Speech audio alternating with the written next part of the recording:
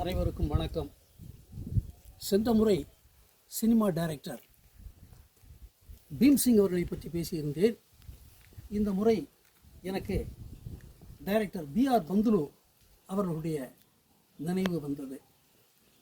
Director Pantulu அவர்கள் கன்னட மொழியை தாய்மொழியாக கொண்டவர்.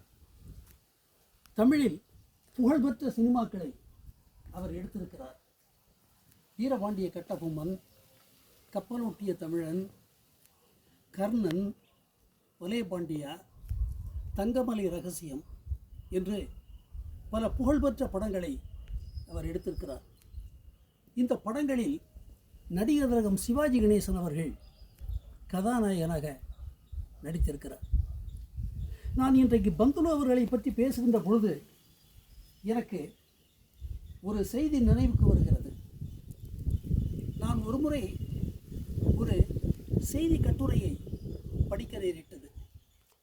அதில் ஒரு சினிமாவினுடைய வெளிப்புற படப்பிடிப்பு அவுட்டோர் ஷூட்டிங்கில் சிவாஜி அவர்கள் ஓய்வெடுக்கின்ற காட்சியை போட்டிருந்தார்கள்.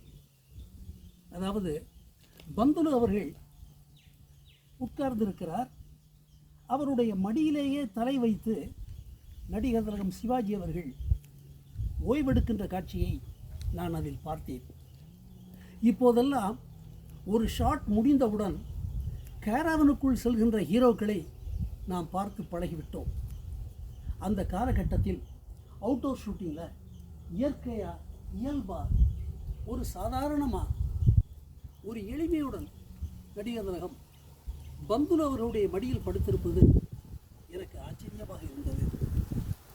அவர் அந்த வெளிப்புற படப்பிடிப்பு அப்படி இருந்ததோடு மட்டுமல்லாமல் அவர் மிகவும் நேர்த்தியான மிக அருமையான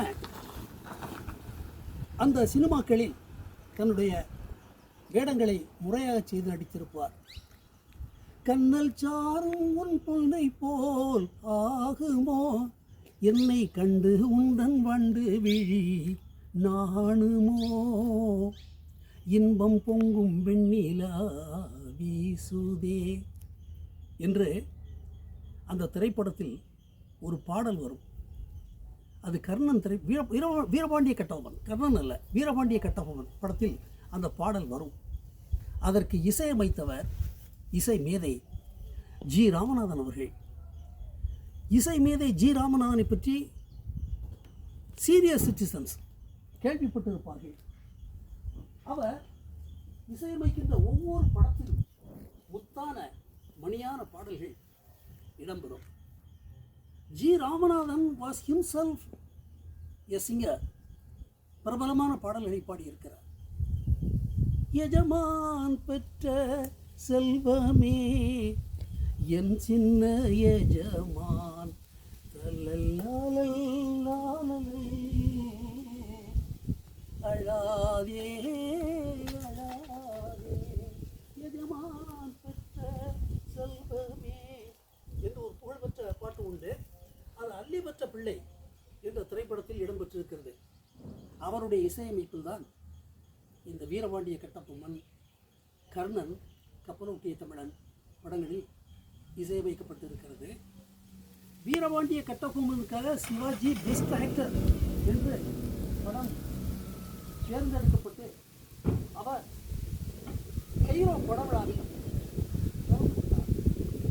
அப்படி கைரோ படவிழாவில் அவர் கலந்து கொண்ட போது அவருக்கு அந்த நாட்டினுடைய அதிபர் நாசர் பிரத்யேகமாக விருந்தளித்தார். அந்த விருந்தில் சிவாஜி கௌரவிக்கப்பட்டார். சினிமாவினுடைய உயரிய விருதான, இந்தியாவில் சினிமாவுக்காக தரப்படுகின்ற உயரிய விருதான தாதா சாஹிப் பால்கே விருது சிவாஜிக்கு தரப்பட்ட போது அது அவருக்கு மிகவும் பொருந்தி வந்தது, பொருத்தமாக இருந்தது. அந்த படவிழாவில் அவர் கலந்து கொண்டு சிறப்பித்தார். இப்படி நாம் ஒரு கேரக்டரைசேஷன், ஒரு பாத்திர உருவாக்கம் என்பது சிறந்ததொரு கலைஞனுக்கே கைவரக்கூடிய கலையாகும். எப்படி ஷேக்ஸ்பியரால் மார்க் ஆண்டனி என்கிற பாத்திரத்தை இவ்வளவு சிறப்பாக படைக்க முடிந்ததோ, அதே போல் டைரக்டர்ஸு, பழைய டைரக்டர்ஸு அந்த ஹீரோக்களை முறையாக படைத்து மோல்டு செய்கிறார்கள். அதற்கு உதாரணம் இந்த கர்ணன், கப்பலோட்டிய தமிழன், வீரபாண்டிய கட்டபொம்மன். இரவும் நிலவும் வளரட்டுமே நம் இனிமை நினைவுகள் தொடரட்டுமே. இரவும் நிலவும் வளரட்டுமே.